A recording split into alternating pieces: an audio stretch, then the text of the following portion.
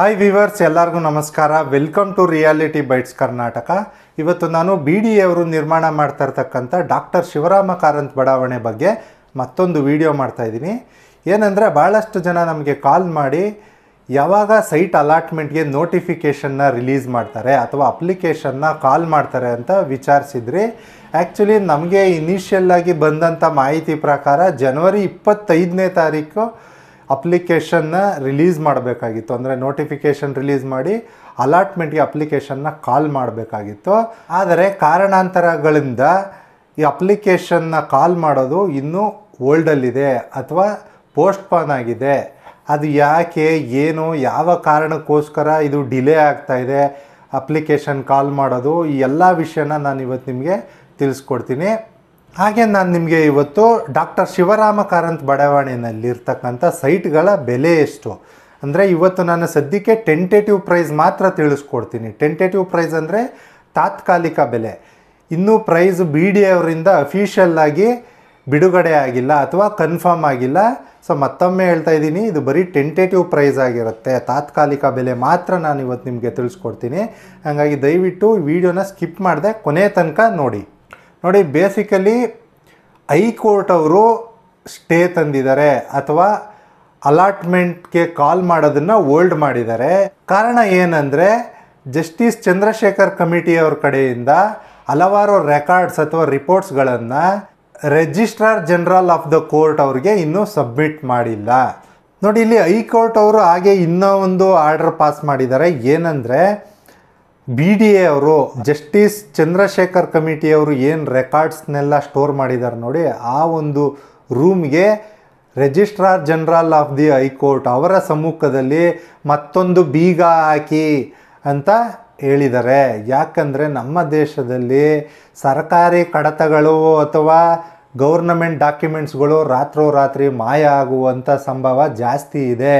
ತಮ್ಮೆಲ್ಲರಿಗೂ ಗೊತ್ತಿರ್ಬೋದು, ಭಾಳಷ್ಟು ನಿದರ್ಶನಗಳು ನಮ್ಮ ಕಣ್ಣ ಮುಂದೆ ಇದೆ. ಎಷ್ಟೋ ಸಲ ಗೌರ್ನಮೆಂಟ್ ಡಾಕ್ಯುಮೆಂಟ್ಸ್ಗಳು ಕಾಣೆ ಆಗುತ್ತೆ ಅಥವಾ ಆಲ್ ಆಫ್ ಎ ಸಡನ್ ಬೆಂಕಿ ಎತ್ಕೊಳ್ಳುತ್ತೆ. ಸೊ ಈ ರೀತಿಯಾದಂಥ ಪ್ರಕರಣಗಳು ಭಾಳಷ್ಟು ನಾವು ನೋಡಿದ್ದೀವಿ. ಆ ಕಾರಣಕ್ಕೋಸ್ಕರ ಕಮಿಟಿಯವರ ರಿಪೋರ್ಟ್ ಯಾವುದೇ ರೀತಿ ಮಿಸ್ಯೂಸ್ ಆಗದೆ ಇರಲಿ ಅಥವಾ ಕಳ್ತನ ಆಯಿತು, all of A sudden short circuit ಆಗಿ ಬೆಂಕಿ ಎತ್ಕೊಂಡ್ಬಿಡ್ತು, ಈ ರೀತಿಯಾದಂಥ ಕ್ಷುಲ್ಲಕ ಕಾರಣಗಳನ್ನು ಮುಂದಿನ ದಿನದಲ್ಲಿ ಯಾರು ಕೊಡಬಾರ್ದು ಅಂತೇಳಿ, ಸೊ ಅದಕ್ಕೆ ಮತ್ತಷ್ಟು ಸೆಕ್ಯೂರಿಟಿ ಕೊಡುವಂಥ ಕಾರಣಕ್ಕೋಸ್ಕರ ಹೈಕೋರ್ಟ್ ಅವರು registrar general of the court ಇವರ ಸಮ್ಮುಖದಲ್ಲಿ BDA ಅವರು ಇನ್ನೊಂದು ಬೀಗನ ರೂಮ್ಗೆ ಹಾಕಬೇಕು ಅಂತ ಹೇಳಿ ಕೂಡ ಆರ್ಡ್ರನ್ನ ಪಾಸ್ ಮಾಡಿದ್ದಾರೆ. ಅದೊಂದೇ ಅಲ್ಲ, ಹಲವಾರು ಪೆಟಿಷನ್ಗಳು ಕೂಡ ಫೈಲ್ ಮಾಡಿದ್ದಾರೆ. ಈ ಜಸ್ಟಿಸ್ ಚಂದ್ರಶೇಖರ್ ಕಮಿಟಿಯವರು ಏನು ರಿಪೋರ್ಟ್ ಕೊಟ್ಟಿದ್ದಾರೆ ನೋಡಿ, ಅದಕ್ಕೆ ಸಂಬಂಧಪಟ್ಟಾಗಿ ಅಬ್ಜೆಕ್ಷನ್ಸ್ನ ರೈಸ್ ಮಾಡಿ ಹಲವಾರು ಪೆಟಿಷನ್ಗಳು ಸಬ್ಮಿಟ್ ಆಗಿದೆ. ಸೊ ಆ ಪೆಟಿಷನ್ಗಳೆಲ್ಲ ಕ್ಲಿಯರ್ ಆಗುವವರೆಗೂ ಅಪ್ಲಿಕೇಶನ್ನ ಕಾಲ್ ಮಾಡಬಾರ್ದು ಅಂತೇಳಿ ಹೈಕೋರ್ಟ್ ಅವರು ಹೋಲ್ಡ್ ಮಾಡಿದ್ದಾರೆ. ಸೊ ಇಷ್ಟೇ ವಿಷಯ. ಹೈಕೋರ್ಟ್ ಕಡೆಯಿಂದ ಜಸ್ಟಿಸ್ ಕೃಷ್ಣ ದೀಕ್ಷಿತ್ ಹಾಗೂ ಜಸ್ಟಿಸ್ ಪ್ರಸನ್ನ ಅವರು ಈ ಆರ್ಡರ್ನ ಪಾಸ್ ಮಾಡಿದ್ದಾರೆ. BDA ಅವರು ಅಂಟಿಲ್ ಫರ್ದರ್ ನೋಟಿಸ್ ಈ ಎಲ್ಲ ಸಮಸ್ಯೆಗಳು ಏನಿದೆ, ಪೆಟಿಷನ್ ಯಾರು ಫೈಲ್ ಮಾಡಿದ್ದಾರೆ ಅದನ್ನೆಲ್ಲ ಬೆಂಚ್ ಅವರು ವಿಚಾರ ಮಾಡಿ ಅದನ್ನು ತೀರ್ಮಾನ ಮಾಡೋ ತನಕ ಅಪ್ಲಿಕೇಶನ್ನ ಕಾಲ್ ಮಾಡಬಾರ್ದು ಅಂತ ಹೇಳಿದ್ದಾರೆ. ಬಟ್ ಆ್ಯಸ್ ಯೂಶುವಲ್ ಅಲ್ಲಿ ಏನು ಡೆವಲಪ್ಮೆಂಟ್ ವರ್ಕ್ಗಳು ನಡೀತಾ ಇದೆ, ಲೇಔಟ್ ಡೆವಲಪ್ಮೆಂಟ್ ವರ್ಕ್ಗಳು, ಅದೆಲ್ಲ ಕಂಟಿನ್ಯೂ ಆಗುತ್ತೆ, ಅದನ್ನೆಲ್ಲ ಕಂಟಿನ್ಯೂ ಮಾಡ್ಬೋದು ಅಂತ ಕೂಡ ಹೈಕೋರ್ಟ್ ಬೆಂಚ್ ಅವರು ಆರ್ಡರ್ ಪಾಸ್ ಮಾಡಿದ್ದಾರೆ. ಸೊ ಈ ಎಲ್ಲ ಕಾರಣಗಳಿಂದ BDA ಅವರು ಅಲಾಟ್ಮೆಂಟ್ಗೆ ಅಪ್ಲಿಕೇಶನ್ ಕಾಲ್ ಮಾಡೋದು ಡಿಲೇ ಆಗ್ತಾ ಇದೆ. ಸರಿ, ಬನ್ನಿ, ಈಗ ನಾನು ಡಾಕ್ಟರ್ ಶಿವರಾಮ ಕಾರಂತ್ ಬಡಾವಣೆಯಲ್ಲಿ ಪ್ರತಿಯೊಂದು ಸೈಟಿನ ಟೆಂಟೇಟಿವ್ ಪ್ರೈಸ್ ಅಂದರೆ ತಾತ್ಕಾಲಿಕ ಬೆಲೆ ಎಷ್ಟು ಅನ್ನೋದನ್ನು ತಿಳಿಸ್ಕೊಡ್ತೀನಿ. ಈಗ ಆಲ್ರೆಡಿ ಹಲವಾರು ನ್ಯೂಸ್ ಪೇಪರ್ನಲ್ಲೂ ಕೂಡ ಈ ಪ್ರೈಸ್ ಲಿಸ್ಟ್ ಅನೌನ್ಸ್ ಆಗಿದೆ ಅಥವಾ ಇನ್ಫಾರ್ಮೇಷನ್ ಬಂದಿದೆ. ಸೊ ನಾನಿವತ್ತು ನಿಮ್ಮ ಅನುಕೂಲಕ್ಕೋಸ್ಕರ ನನ್ನ ವ್ಯೂವರ್ಸ್ ಅಥವಾ ಸಬ್ಸ್ಕ್ರೈಬರ್ಸ್ ಆಗಿರ್ಬೋದು, ಹೊಸ ವ್ಯೂವರ್ಸ್ ಆಗಿರ್ಬೋದು, ಅವರೆಲ್ಲರೂ ಅನುಕೂಲಕ್ಕೋಸ್ಕರ ಇವತ್ತು ನಾನು ಈ ಪ್ರೈಸ್ ಲಿಸ್ಟ್ ಬಗ್ಗೆ ಮಾಹಿತಿ ಕೊಡ್ತೀನಿ. ನಮಗೆ ಬಂದಂಥ ಪ್ರಾಥಮಿಕ ಮಾಹಿತಿ ಪ್ರಕಾರ ಡಾಕ್ಟರ್ ಶಿವರಾಮ ಕಾರಂತ್ ಬಡಾವಣೆಯಲ್ಲಿ ಪ್ರತಿಯೊಂದು ಸೈಟಿನ ಬೆಲೆ ಬಂದು 4,900 ರೂಪಾಯಿ ಆಗಿರುತ್ತೆ. ಸೊ ಫಾರ್ ಎಕ್ಸಾಂಪಲ್, ತಾವೇನಾದರೂ ಒಂದು 20-30 ಸೈಟ್ಗೆ ಅಂಡರ್ ಜನರಲ್ ಕ್ಯಾಟಗರಿ ಅಪ್ಲೈ ಮಾಡಿದ್ರೆ ತಮಗೆ 4,900 × 600 ಕ್ಯಾಲ್ಕುಲೇಟ್ ಮಾಡಿ 29,40,000 ರೂಪಾಯಿ ಆಗುತ್ತೆ. ಹಾಗೆ ರಿಜಿಸ್ಟ್ರೇಷನ್ ಕಾಸ್ಟ್ ಎಲ್ಲ ಸೇರಿ ತಮಗೆ ಆಲ್ಮೋಸ್ಟ್ 31ರಿಂದ 32 ಲಕ್ಷ ರೂಪಾಯಿ ಬೀಳುತ್ತೆ. ತಮಗೆ ಯಾಕೆ ಇನ್ಕ್ಲೂಡಿಂಗ್ ರಿಜಿಸ್ಟ್ರೇಷನ್ ಕಾಸ್ಟ್ ಹೇಳ್ತಾ ಇದ್ದೀನಿ ಅಂದರೆ ತಮಗೆ ಬಡ್ಜೆಟ್ನ ಪ್ಲ್ಯಾನ್ ಮಾಡ್ಕೊಳ್ಳೋದಕ್ಕೆ ಈಸಿ ಆಗಿರುತ್ತೆ.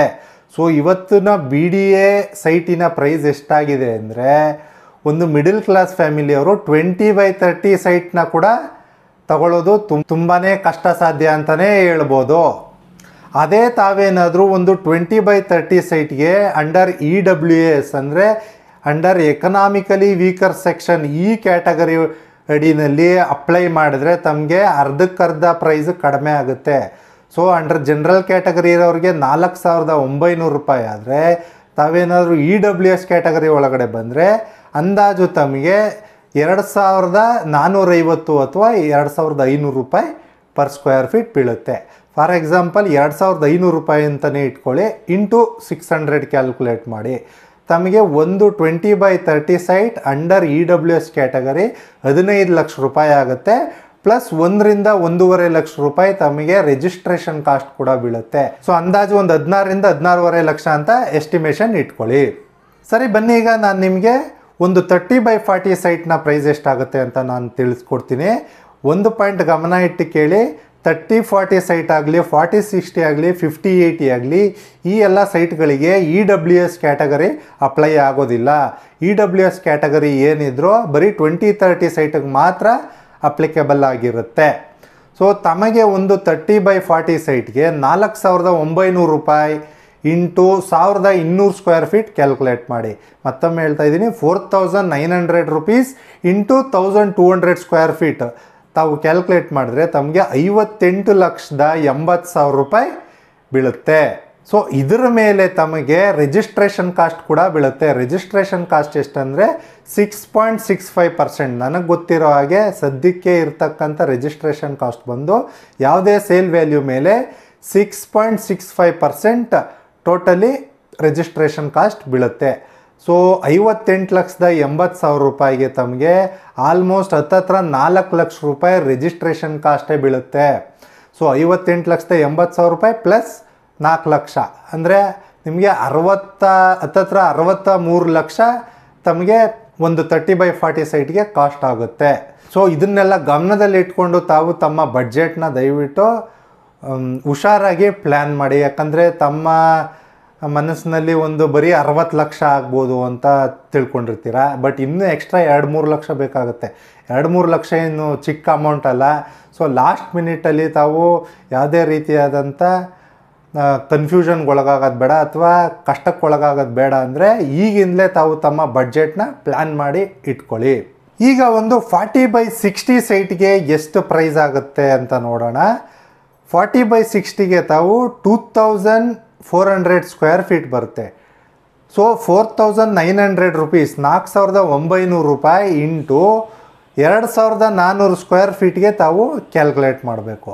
ಸೊ ಆಗ ತಮಗೆ 1,17,60,000 ರೂಪಾಯಿ ಆಗುತ್ತೆ. ಒಂದು 40/60 ಸೈಟ್ಗೆ 1,17,60,000 ರೂಪಾಯಿ ಆಗುತ್ತೆ.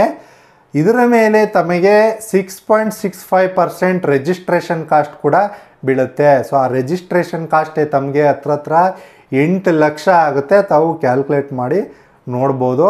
ಸೊ 1,17,60,000 ಪ್ಲಸ್ 8 ಲಕ್ಷ ಹತ್ತತ್ರ ತಮಗೆ ಒಂದು 40/60 ಸೈಟ್ಗೆ ಇನ್ಕ್ಲೂಡಿಂಗ್ ರಿಜಿಸ್ಟ್ರೇಷನ್ 1.25 ಕೋಟಿ ಆಗುತ್ತೆ. ಅಂದರೆ 1,25 ಲಕ್ಷ ಆಗುತ್ತೆ. ಸೊ ಫೈನಲಿ ವ್ಯೂವರ್ಸ್, ಒಂದು 50/80 ಸೈಟಿನ ಪ್ರೈಸ್ ಎಷ್ಟಾಗ್ಬೋದು ಅಂತ ನಾನು ನಿಮಗೆ ತಿಳಿಸ್ಕೊಡ್ತೀನಿ. 50/80 ಅಂದರೆ 4,000 ಸ್ಕ್ವೇರ್ ಫೀಟ್ ಬರುತ್ತೆ. ಬಟ್ ಅಲ್ಲಿ ಇನ್ ಟರ್ಮ್ಸ್ ಆಫ್ ಮೀಟರ್ಸ್ ಇರುತ್ತೆ. ಸೊ ಫೈನಲ್ ಪ್ರೈಸ್ BDA ಅವರು ಫಿಕ್ಸ್ ಮಾಡ್ತಾರೆ. ನಾನು ಅಂದಾಜು ಹೇಳ್ತಾ ಇರೋದು 50/80 ಅಂದರೆ 4,000 ಸ್ಕ್ವೇರ್ ಫೀಟ್ ಬರುತ್ತೆ. 4,000 square feet into price 4,900 rupees ತಾವು ಕ್ಯಾಲ್ಕುಲೇಟ್ ಮಾಡಿದ್ರೆ 1,96,00,000 ರೂಪಾಯಿ ಆಗುತ್ತೆ. ಒಂದು 50/80 ಸೈಟ್ಗೆ ಪ್ಲಸ್ 6.65% ರಿಜಿಸ್ಟ್ರೇಷನ್ ಕಾಸ್ಟ್ನ ಕೂಡ ಆ್ಯಡ್ ಮಾಡಿ ಅದು ನಿಮಗೆ ಹತ್ತತ್ರ 13 ಲಕ್ಷ ಬೀಳುತ್ತೆ. ಸೊ ಆಲ್ಮೋಸ್ಟ್ ತಮಗೆ ಒಂದು 50/80 ಸೈಟ್ಗೆ 2,10,00,000 ರೂಪಾಯಿ ಆಗುತ್ತೆ. ಸೊ ಗಮನ ಇಟ್ಟು ಕೇಳಿ ಮತ್ತೊಮ್ಮೆ, ಒಂದು 50/80 ಸೈಟ್ಗೆ ಇನ್ಕ್ಲೂಡಿಂಗ್ ರಿಜಿಸ್ಟ್ರೇಷನ್ ಕಾಸ್ಟ್ ಹತ್ತತ್ರ 2,10,00,000 ರೂಪಾಯಿ ಆಗುತ್ತೆ. ಸೊ ಮತ್ತೊಮ್ಮೆ ಹೇಳ್ತಾ ಇದ್ದೀನಿ, ಇದೆಲ್ಲ ಒಂದು ಟೆಂಟೇಟಿವ್ ಕಾಸ್ಟ್ ಮಾತ್ರ, ಅಂದರೆ ತಾತ್ಕಾಲಿಕ ಬೆಲೆ ಏನು ನ್ಯೂಸ್ ಪೇಪರ್ನಲ್ಲಿ ವರದಿ ಆಯಿತೋ ಅದರ ಪ್ರಕಾರ ನಾನು ನಿಮಗೆ ಹೇಳ್ತಾ ಇರೋವಂಥದ್ದು. ಸೊ ಇದೇ ಫೈನಲ್ ಪ್ರೈಸ್ ಅಲ್ಲ. ಸೊ ದಯವಿಟ್ಟು ಯಾರು ಕನ್ಕ್ಲೂಷನ್ಗೆ ಬರಬೇಡಿ.